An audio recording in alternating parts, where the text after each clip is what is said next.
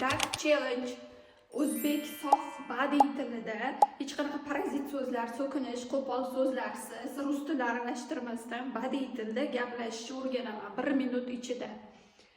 Birinchi kun boshlandi. Nimaga o'zi bu narsani o'zimga bu yildan boshlab maqsad qo'ydim?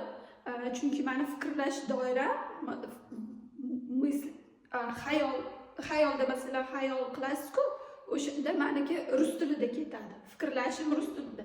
O'shaning uchun o'zbek tilida gapira olaman, lekin masalan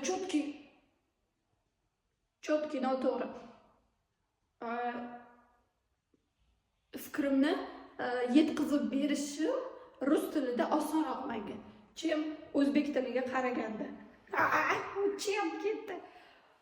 Keyin mana rus tilida mana shunaqa to'xtamasdan gapira olaman. Gap o'ylagan narsamni srazu pushkaga o'xshab chiqib ketadi. Lekin o'zbek tilida qiynalar ekanman. Nimaga o'zi men xohlayapman? O'zbek tilida hamma Xudoga shukr. Ikkinchi qismida aytaman nimaga shu challenge o'zimga qo'yganimni.